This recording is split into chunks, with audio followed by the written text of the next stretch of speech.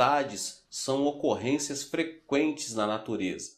Embora não o desejemos, tempestades, tornados e furacões acontecem, deixando sua passagem nas casas arruinadas, colheitas estragadas e vidas ao desabrigo.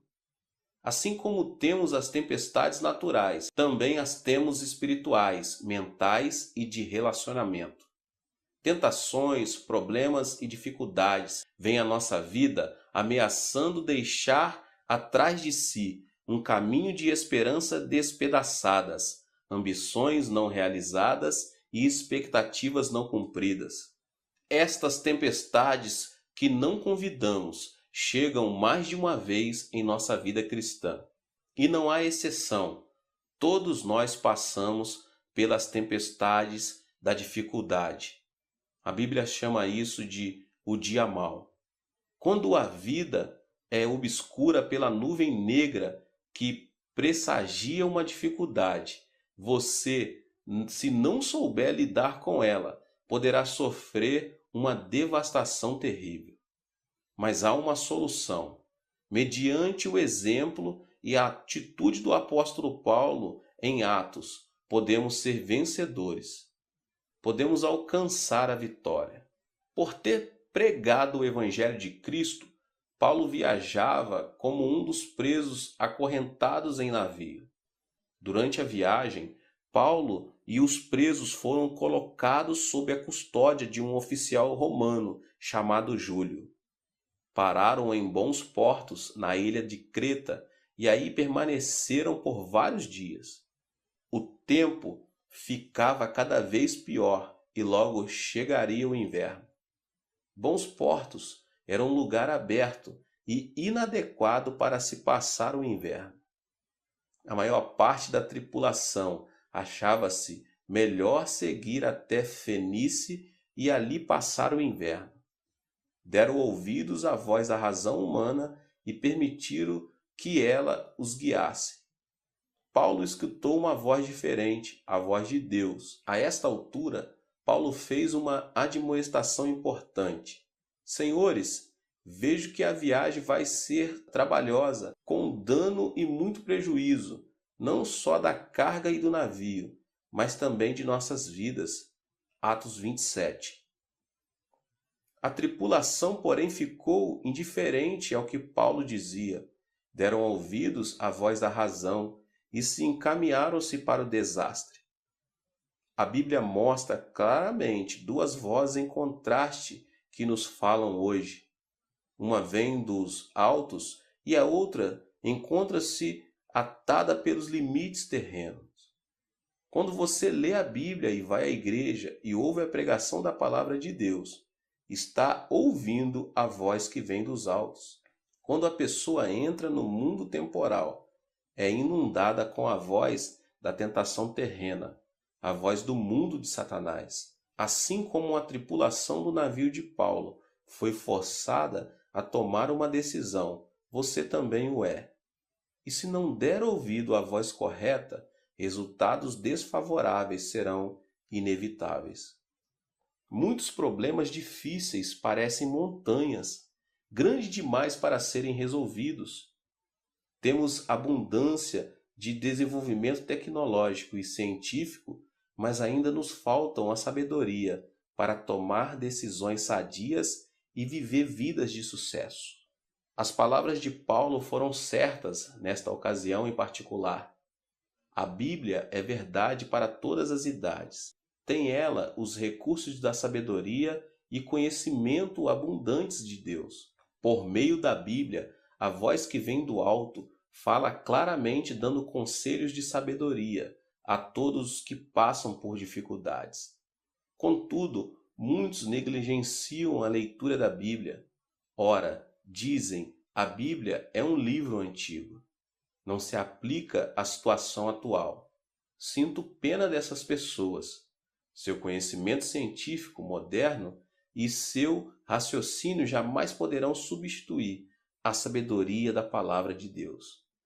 Mediante o ensinamento bíblico, Deus claramente nos mostra como tomar nossas decisões diárias baseadas em sua palavra infalível e não nas vozes falíveis da razão humana. De agora em diante, meus irmãos, quando você se deparar com um problema difícil, leia a palavra de Deus e medite nela. Vá a Deus em oração e ouça a sua voz, que o guiará para uma vida eterna de vida e amor. No princípio, parecia que ia ser uma viagem agradável. O tempo se apresentava perfeito, os presos comportavam-se bem e havia muita carga a bordo. Mas, ao penetrarem o mar Egeu, o tempo mudou abruptamente. Sobreveio-lhes uma tempestade carregada de fortes ventos. O navio, em meio ao furacão, foi jogado para mar alto e sacudido sem misericórdia. No dia seguinte da tempestade, eles usavam todos os meios para cingir o navio. Atos 27. No dia seguinte, a tempestade era tão forte e as ondas tão grandes que se acharam à mercê da sorte. Com certeza, começaram a lançar a carga ao mar. Com isso, pretendiam aliviar o navio. Este ato destruiu-lhes as esperanças de lucro. A essa altura, lutavam por suas vidas. No terceiro dia, a tempestade continuava e as ondas cresciam em tamanho e violência. Com último recurso, lançaram ao mar a armação do navio. Isso significa que já não tinha controle dele. A única coisa que podia fazer era esperar. Mas os ventos não diminuíram. O mar, encapelado, piorava cada vez mais. Caindo sobre nós grande tempestade, dissipou-se afinal toda a esperança de salvamento. Atos 27 e 20. Tal é a sorte da sabedoria humana, quando encontra a tormenta da dificuldade, o dia mau. Tenho pregado por mais de 20 anos e conheci muitas pessoas que passavam pelas tempestades da vida. Por algum tempo, tentam fazer como as pessoas do navio. Procuram sustentar seus lares, negócios e vidas pessoais por meio de sua própria sabedoria, determinação e experiências. Por algum tempo parece que vão conseguir. Entretanto, logo descobrem que sua sabedoria não pode controlar as situações. Então começam a aliviar seus barcos da vida, começam a desistir das suas esperanças, de seus lucros e até mesmo de suas posições. Isto, contudo, ainda não faz que seus barcos da vida cheguem a salvo ao porto. Depois que esgotam todas as esperanças, caem no desespero. Tornam-se conscientes dos confinamentos restritos de suas próprias capacidades. É então que muitos vão a Deus, pedindo-lhe ajuda. Quando tudo vai bem, nós, os seres humanos, parecemos fortes e autoconfiantes. Mas quando os tempestuosos ventos da dificuldade começam a soprar em nossa vida, a fé na sabedoria e tecnologia humanas enfraquece. Não podemos fazer frente às tempestades que entram em nosso viver. Devemos compreender nossas restrições. Devemos estar continuamente prontos a clamar a Deus e receber a ajuda e a sabedoria que vem do alto. Ao perder os passageiros e a tripulação a esperança, ficaram tristes e até perderam o apetite. A reação de Paulo, porém, foi diferente. Ele sabia como vencer as tempestades da vida. Em um trecho do discurso de Paulo a seus companheiros de viagem, encontramos 3 segredos importantes para superar as dificuldades. Ao contar aos companheiros a visita do anjo, Paulo primeiramente declarou: "O anjo de Deus de quem eu sou." Atos 27 e 23. Para os que pertencem a Deus, ele é a sua herança. Nós, os crentes, não devemos olhar para o mundo, dinheiro, fama ou engenhosidade humana. Nosso recurso vem de Deus. Ele é o nosso banco, nossa vida, nosso negócio e nosso êxito. Ao morrer na cruz, Cristo não deixou nenhum bem tangível a seus seguidores. Não deixou terra, dinheiro nem posição, mas deixou a seus seguidores a mais valiosa de todas as heranças. Abriu o caminho para o relacionamento restaurado com nosso Pai, Deus, Criador dos céus e da terra.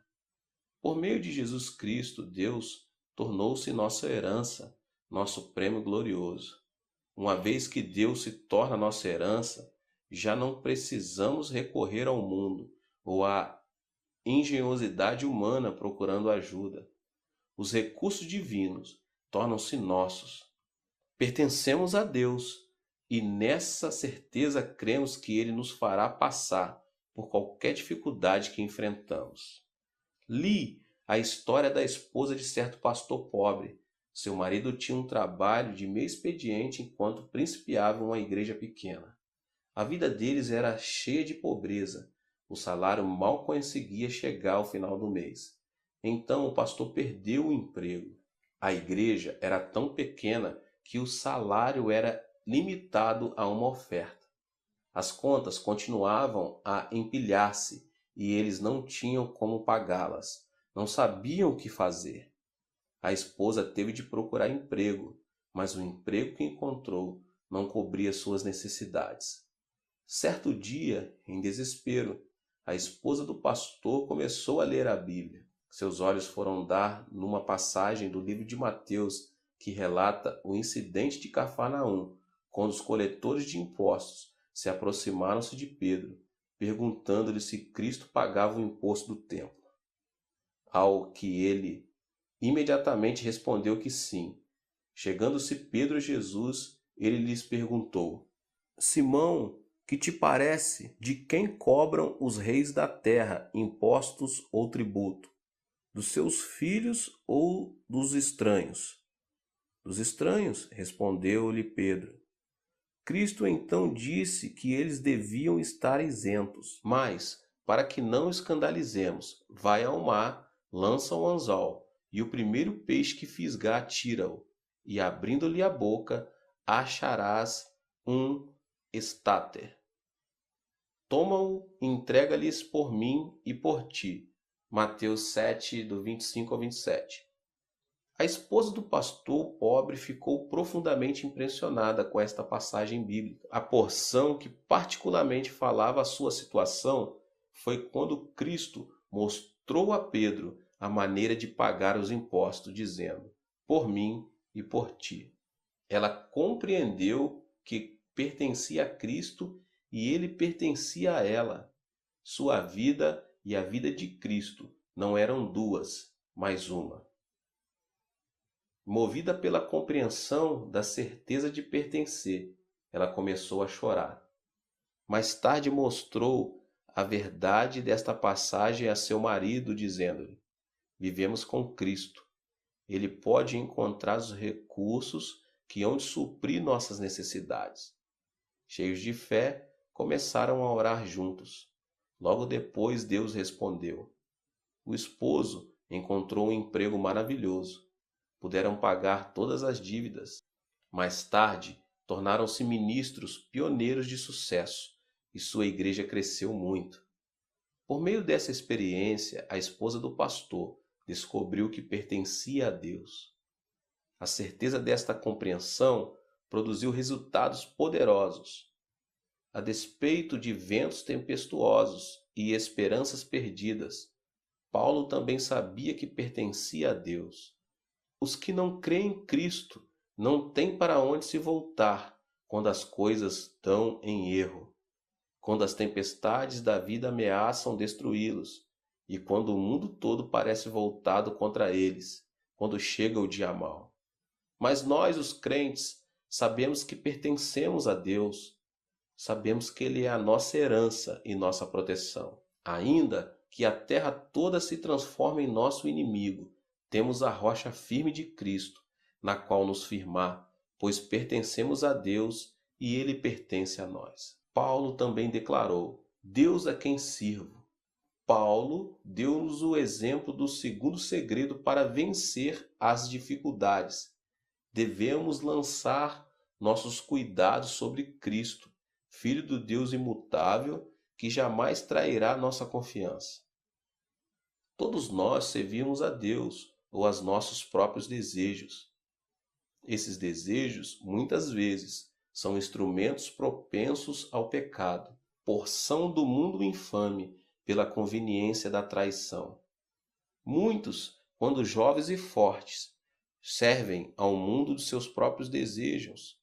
Pensam que este mundo continuará a apoiá-los, a dar-lhes a segurança do prazer pessoal. Mais cedo ou mais tarde, contudo, o mundo os trai. Sua juventude desaparece e tornam-se pessoas idosas, frágeis e trêmulas. Confie no dinheiro e ele lhe falhará. Confie em sua posição e a perderá. Confie no poder e ele o deixará. Confie na fama e ela o iludirá. Mas confie em Deus e ele jamais falhará.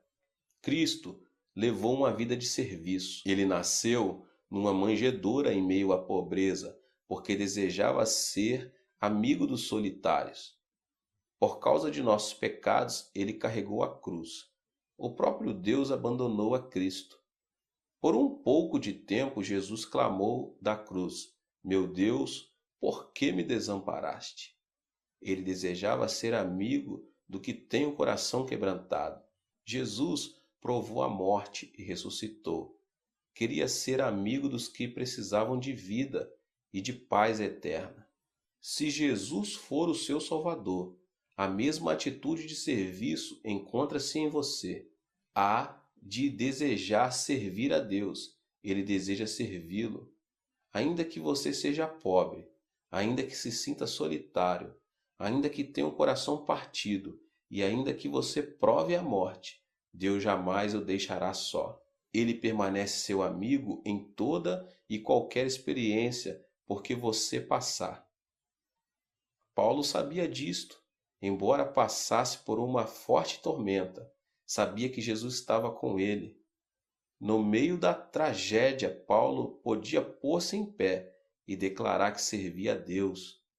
E porque Paulo servia a Deus, ele enviou-lhe um anjo, um mensageiro divino, com a promessa de libertação. Deus, por sua graça, te dou todos quantos navegam contigo. Atos 27, 24. Se você fielmente servir a Deus com seu dinheiro, seu tempo, sua vida e seus talentos, então quando as dificuldades chegarem, Deus enviará seu anjo a fim de ajudá-lo. Deus estará com você não apenas durante os dias bons, mas também quando você estiver passando pelas escuras tempestades da vida, o dia mau. Ainda que o mundo o abandone por completo, a confiança de Deus permanece eterna. Por meio de seu anjo, Deus deu uma promessa a Paulo. Ao declarar Paulo sua fé em tal promessa, liberou um poder que a fez frutificar. Portanto, senhores, tende bom ânimo, pois eu confio em Deus, que sucederá de modo porque me foi dito. Atos 27, 25. O poder da promessa de Deus é o terceiro segredo que Paulo nos mostrou durante a tempestade. Deus é todo-poderoso. Ele é o Criador dos céus e da terra. Deus não pode mentir, pois Ele é a verdade. Uma vez que Deus fale, a coisa será feita. Você pode, portanto, colocar sua fé completa na palavra de Deus, a Bíblia. Precisa ler a Bíblia continuamente e pedir que o Espírito Santo lhe mostre as promessas que Deus deseja aplicar às suas circunstâncias. Em toda situação, peça que o Espírito Santo tome uma promessa bíblica e a torne real para você. Uma vez que isto aconteça com você, terá o Deus Todo-Poderoso em quem depor sua confiança. Pode ser que você não veja mudanças imediatas, mas a promessa de Deus permanece verdadeira. Continue crendo em Deus, Ele é fiel para cumprir as suas promessas. Um dos pastores assistentes de minha igreja descansou na promessa divina de prover-lhes as necessidades da vida e encontrou uma inusitada fonte de provisão. Quando os comunistas invadiram a Coreia do Sul, tentaram destruir o cristianismo, matando 500 pastores e arrasando 2.000 igrejas. Muitos pastores tentaram escapar, mas o pastor que mencionei acima decidiu ficar, desejoso de continuar a cuidar da sua congregação. Durante o dia ele se escondia nas montanhas. À noite, voltava para a cidade a fim de exercer as atividades de pastor. Certo dia de inverno, porém, a neve era tão espessa que ele se perdeu. Procurou o caminho da cidade, mas não o encontrou. Chegada a noite, ele estava com frio, fome e exausto. Não conseguiu encontrar o caminho da cidade. Ajoelhando-se na neve, orou: Senhor Jesus, minha vida e morte dependem de ti. Coloca-me em tuas mãos. Creio em tua promessa de suster-me e preservar-me a vida. A única coisa que posso fazer-me é deitar-me na neve e dormir. Por favor, cubra-me com teu manto protetor durante a noite. Ele adormeceu. Na manhã seguinte despertou, sentindo-se aquecido e confortável. Ao abrir os olhos, viu que uma enorme tigre dormira encostado nele a noite toda. O tigre começou a lamber-lhe o rosto, e ele não sentia medo algum, porque estava repleto do Espírito Santo e da promessa de Deus. O tigre parecia-lhe mais um gato de estimação. Embora enfrentasse perigosa tempestade, com o vento assobiando ao redor do navio, as ondas elevando-se a proporções montanhosas, o navio sendo jogado ao redor como um pequeno brinquedo, as pessoas a bordo sem esperanças. Ainda assim, Paulo permaneceu firme e declarou pertencer a Deus. Ainda assim, ele declarou servir a Deus. Ainda assim, afirmou sua confiança na promessa divina. Mediante essas 3 confissões de fé, segredos para vencer as tormentas da dificuldade, Paulo permaneceu firme. Que nós também tenhamos a segurança de permanecermos a Deus por meio da fé em Cristo. Se você não tiver certeza desse ato, é a pessoa mais infeliz de todas. Mude essa situação neste instante, convidando a Cristo como seu Salvador e a Deus para ser seu Pai. Sirvamos nós também a Deus. Se você colocou a confiança nas coisas do seu desejo terreno, saiba que elas desapontarão. Que Cristo seja seu Senhor e também seu Salvador. Ponha sua confiança no Deus eterno que nunca falhará. Coloquemos também nossa confiança na promessa de Deus. Leia a Bíblia regularmente e deixe que o Espírito Santo faça com que as promessas específicas tenham vida para você. Declare tais promessas com ousadia e passará pelas tormentas da dificuldade como Paulo, e todos ao seu redor serão levados a salvo até a praia. Em geral, as pessoas desanimam quando seus sonhos ambiciosos batem contra as muralhas das dificuldades e aparentemente se fragmentam. É claro que os incrédulos podem pensar e sentir-se dessa forma, mas os cristãos, os filhos de Deus, não devem reagir assim. Eles são diferentes. Para o crente, toda provação ou sofrimento carrega em si mesmo a semente da bênção. Não é preciso dizer que as pessoas não gostam do sofrimento, mas se você não perder de vista os seus sonhos, mesmo que você esteja passando pelo vale da sombra da morte, o vale das provações, se você permitir e perseverar, apesar do desencorajamento que ameaça partir-lhe o coração, você descobrirá que as provações tornam-se um veículo mais rápido, capaz de conduzi-lo ao seu destino mais depressa. O sonho, o sofrimento e a bênção são 3 irmãos que sempre operam juntos. Verificamos esta verdade na vida de José. Vamos examinar a vida de José agora. Leiamos a respeito dos 2 sonhos de José em Gênesis 37, do 5 ao 11. José teve um sonho e o contou a seus irmãos. Por isso o odiaram ainda mais. Pois lhes disse: ouvi, peço-vos este sonho que tive. Estávamos atando feixes no campo, e eis que o meu feixe, levantando-se, ficou de pé. E os vossos feixes o rodeavam e se inclinavam ao meu feixe. Então lhe disseram seus irmãos: tu deveras terás domínio sobre nós? Por isso, tanto mais o odiavam por causa dos seus sonhos e das suas palavras. Teve ainda outro sonho e o contou a seus irmãos, dizendo: tive outro sonho, e eis que o sol, a lua e 11 estrelas se inclinavam perante mim. Quando o contou a seu pai e a seus irmãos, repreendeu-no seu pai, dizendo: que sonho é esse que tiveste?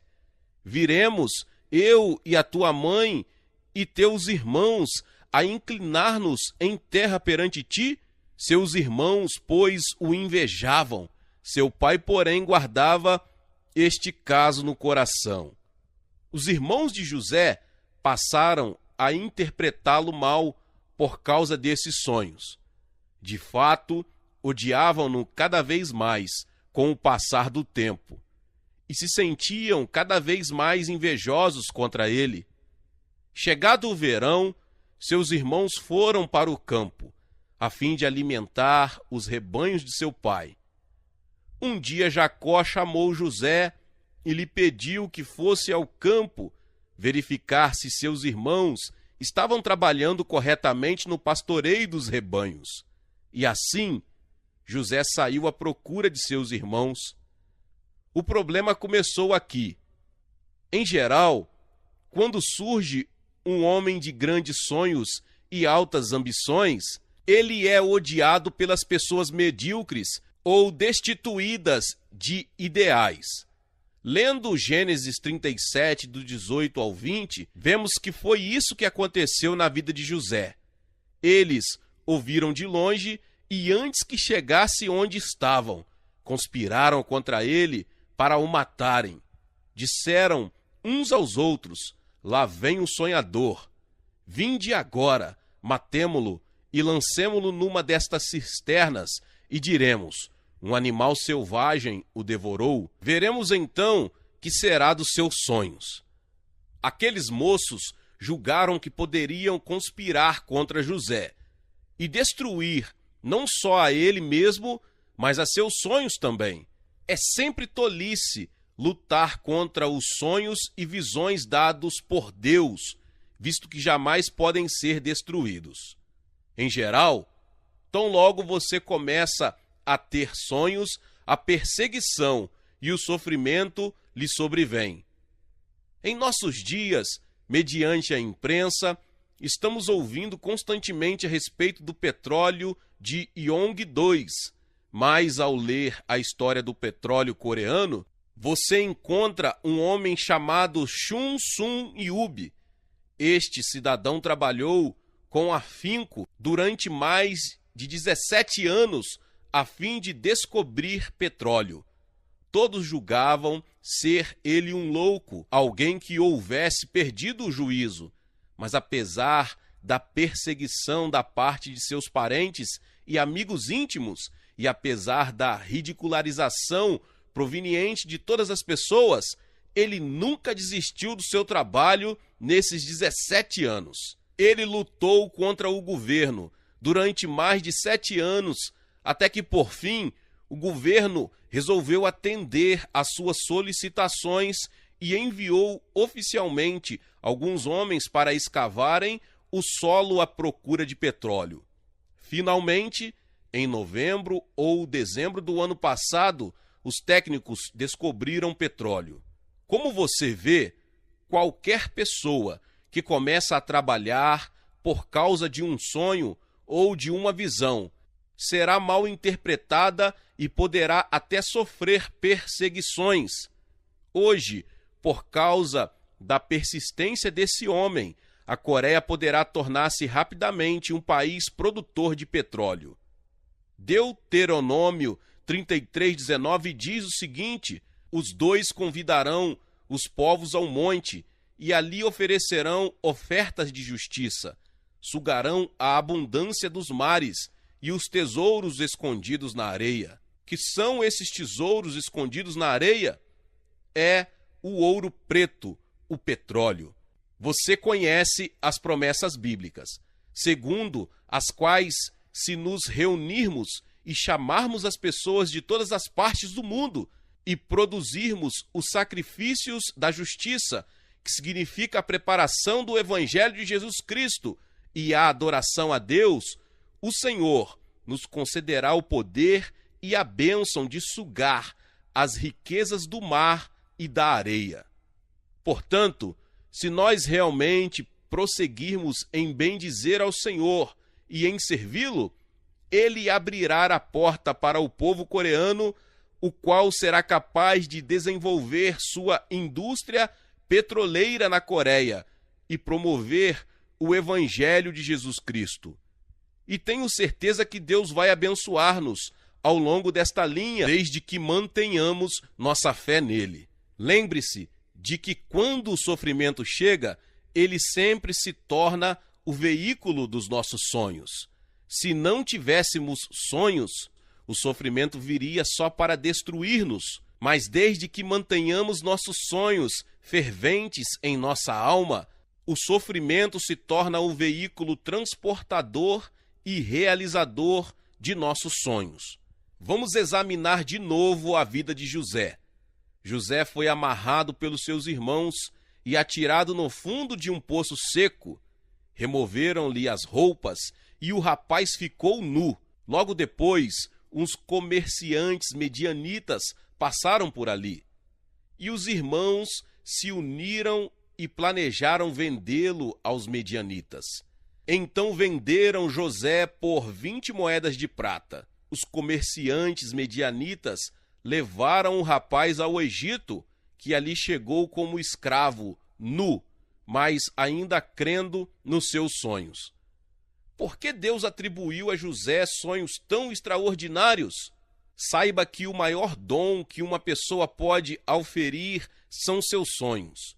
Foi por isso que nosso Deus concedeu a José tão grandiosos sonhos. Muitas pessoas só pensam em José como aquele moço traído e vendido pelos seus irmãos aos egípcios.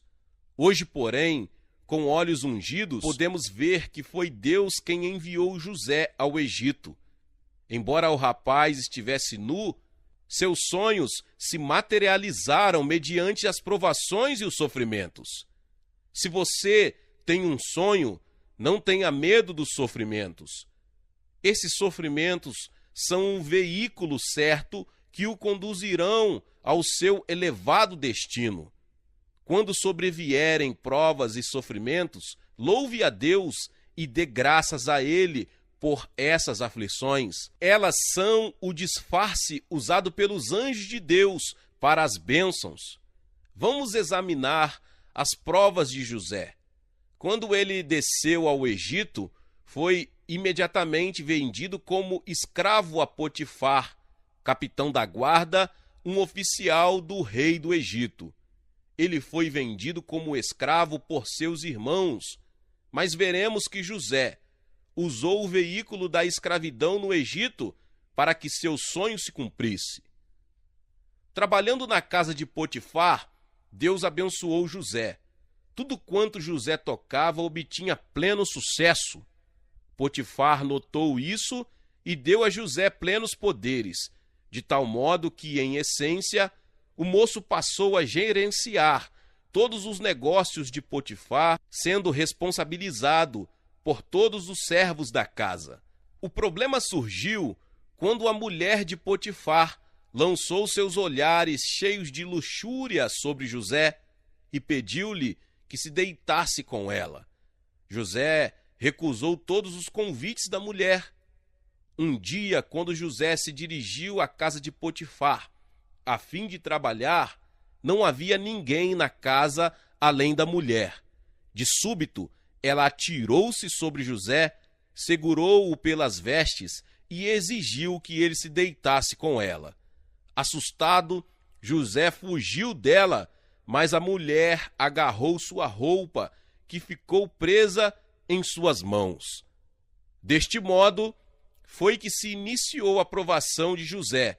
Ele foi falsamente acusado de fazer propostas sexuais ilícitas à mulher de Potifar. Tendo José fugido da casa, a mulher pôs-se a gritar e muitas pessoas foram ver o que havia acontecido. Disse a mulher: vejam o que esse escravo hebreu aprontou. Meu marido comprou esse escravo hebreu para trabalhar em nossa casa, mas ele tentou humilhar-me, não havendo ninguém em casa. Quando eu gritei, ele fugiu, mas eu agarrei sua túnica. Vejam, aqui está a roupa dele. Depois de ver a túnica de José nas mãos da mulher, ninguém poderia negar o crime. José não tinha como defender-se e por isso foi preso e encarcerado. De novo, José foi obrigado a trafegar no veículo da falsa acusação. Mas esse mesmo veículo levou José para mais perto do cumprimento de seus sonhos. Muitas pessoas poderiam afirmar que José vivia uma vida cheia de problemas e infelicidades. Mas, na verdade, quando olhamos a vida desse moço à luz da revelação do Espírito Santo, verificamos que, ao longo de todos os seus sofrimentos, ele caminhava na direção do cumprimento de seu mais elevado destino. Agora ele ficou bem mais perto da vitória. Em terceiro lugar, José foi colocado numa prisão destinada aos prisioneiros do faraó. Ali José fez amizade com o copeiro e o padeiro do rei. Ambos estavam presos por terem ofendido ao faraó. E na prisão, Deus abençoou José de forma tão maravilhosa que o carcereiro entregou todas as chaves a José. Ele também obteve permissão para servir ao copeiro e ao padeiro de Faraó. Um dia, José aproximou-se daqueles dois oficiais reais e viu que eles apresentavam uma expressão facial muito infeliz.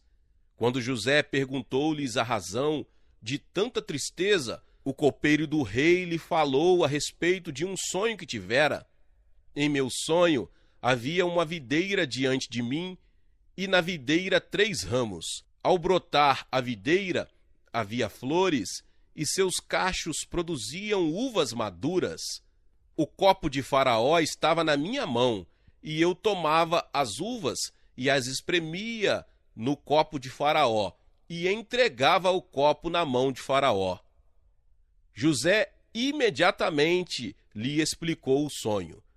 Isso significa que dentro de 3 dias você será recolocado em sua antiga posição, e você voltará a servir ao faraó com um copo. Ouvindo isso, o padeiro encheu-se de alegria, porque ele também havia tido um sonho quase igual ao do copeiro, pelo que narrou a José seu sonho. 3 cestos de pão estavam sobre a minha cabeça. No cesto mais alto havia de todos os manjares de Faraó, arte de padeiro, mas as aves os comiam do cesto na minha cabeça.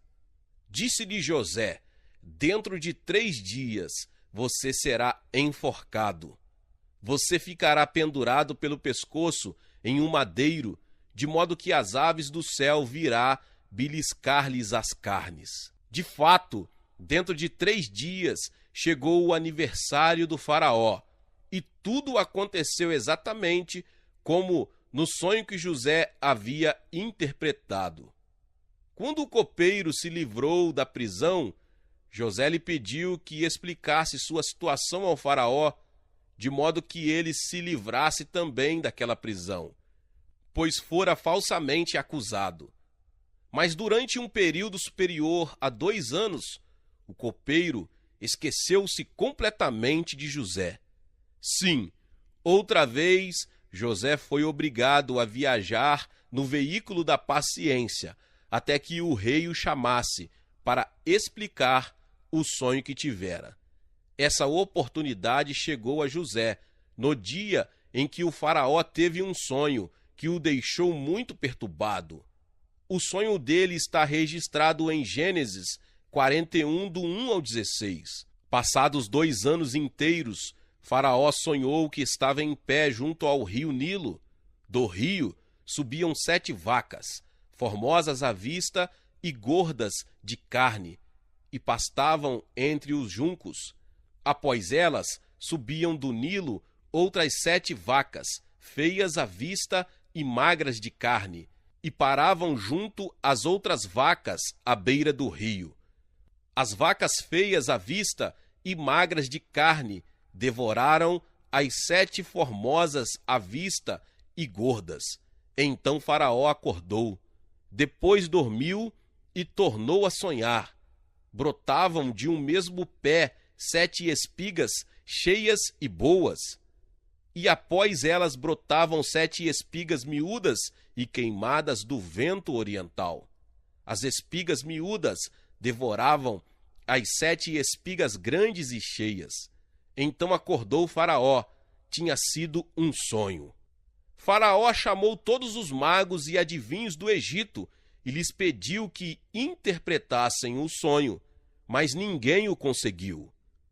Por essa época, o copeiro lembrou-se de sua experiência de 2 anos antes e disse ao rei acerca de José, o escravo hebreu pertencente a Potifar. O rei ordenou que José fosse removido de imediato da prisão e levado à sua presença. Foi assim que José, solto e envergando trajes novos, foi levado a Faraó. Diante do rei, José lhe interpretou os sonhos. As Escrituras registram esse fato em Gênesis 41, do 25 ao 36. Então disse a Faraó: o sonho de Faraó é um só. O que Deus há de fazer, notificou-o a Faraó. As 7 vacas boas são 7 anos, e as 7 espigas boas também são 7 anos. O sonho é um só. As 7 vacas magras e feias, que subiam após as primeiras, são 7 anos, como as 7 espigas miúdas e queimadas do vento oriental. São 7 anos de fome. Esta é a palavra que eu disse a Faraó. O que Deus há de fazer, mostrou-o a Faraó. Vem 7 anos de grande fartura em toda a terra do Egito. Depois deles, levantar-se-ão 7 anos de fome, e toda aquela fartura será esquecida na terra do Egito, e a fome consumirá a terra. Não será conhecida a abundância na terra, por causa daquela fome que seguirá, porque será gravíssima. Ora, o sonho de Faraó foi duplicado, porque esta coisa é determinada por Deus, e ele se apressa a fazê-la. Portanto, procure Faraó, agora um homem entendido e sábio, e o ponha sobre a terra do Egito. Faça isso, Faraó, e nomeie administradores sobre a terra, que tomem a 5ª parte dos produtos da terra do Egito nos 7 anos de fartura, e ajuntem todo o mantimento dos bons anos que vêm, e amontoem trigo debaixo da autoridade de Faraó, para mantimento nas cidades, e o guardem. Será mantimento para provimento da terra, para os 7 anos de fome que haverá na terra do Egito, para que a terra não pereça de fome. Quando José explicou esta verdade, Faraó sentiu-se muitíssimo alegre e tremendamente impressionado com a sabedoria do rapaz. Então ele nomeou José, o 2º governante do Egito. Como você vê, todas aquelas provações e sofrimentos porque José passou foram veículos através dos quais, passo a passo, o filho de Jacó chegou ao lugar em que, por fim, foi nomeado governador do Egito, logo abaixo do faraó. Se você tiver um sonho e o perseguir com paciência e fé, você jamais terá medo do sofrimento, das provações, das dificuldades, porque esse sonho se tornará realidade à medida que você cavalgar os sofrimentos, provações e dificuldades. Quando as tribulações surgem em suas vidas, muitas pessoas gemem, gritam, choram e oram a noite toda, pedindo a Deus que as liberte dessas dificuldades. Outras pessoas, tendo experiência sobre os relacionamentos com o Senhor, não reagem dessa maneira. Em vez disso, louvam ao Senhor e a Ele agradecem, porque o sofrimento carrega consigo a semente da bênção do Senhor. Se alguém persistir na luta contra as dificuldades e provações, cada sofrimento, por fim, se transformará numa grandiosa bênção. Amém? Vamos examinar a atitude de José. Jacó e todos os seus filhos desceram ao Egito para morar lá. Após a morte de Jacó, os filhos ficaram com medo que José se aproveitasse disso para vingar-se deles. Foi quando José chamou todos os seus irmãos e lhes disse: Vós, na verdade, intentaste o mal contra mim, porém Deus o tornou em bem, para fazer como se vê neste dia, para conservar muita gente com vida. Observe a confissão de fé de José. Disse ele: Vós pretendestes fazer o mal, mas Deus o transformou em bem. Sim, se você tiver fé em Deus e se você fixar em seu sonho, ainda que as circunstâncias todas pareçam estar contra você, Deus pode intervir e fazer que tudo isso trabalhe para seu bem. Sim, todas as coisas cooperam para o bem daqueles que amam a Deus e nele confiam. José manteve uma atitude sadia em todas as suas provações. Ele sabia que Deus queria fazer-lhe o bem, porque tinha a visão de Deus e o sonho de Deus em seu coração. Foi por essa razão que ele não se sentiu desencorajado, desanimado e em sofrimentos. Quando traído pelos seus próprios irmãos e exilado no Egito, à tenra idade de 17 anos, José não desanimou, porque sabia que Deus transformaria tudo aquilo em bênçãos para a sua vida. Ao ser caluniado na casa de Potifar e lançado numa prisão, não se deixou desanimar, porque sabia que o veículo do sofrimento o conduziria a seu maravilhoso destino. Então lembre-se, cada sofrimento e cada provação tem sementes ocultas de bênçãos, quando você os recebe com louvor. Não se atemorize diante de fracassos temporários, nem de derrotas aparentes. Apenas persevere em seus sonhos e visões, e logo você descobrirá que tais dificuldades se tornam bênçãos. As bênçãos estão disfarçadas em provações, pois acabarão conduzindo você ao sucesso. Vamos meditar na vida de José e nas grandes vitórias que o Senhor lhe deu mediante o sofrimento. Não sucumbamos diante das circunstâncias adversas, mas mantenhamos nossa fé. Acreditemos em Deus, tanto quanto o dia de amanhã, quanto ao dia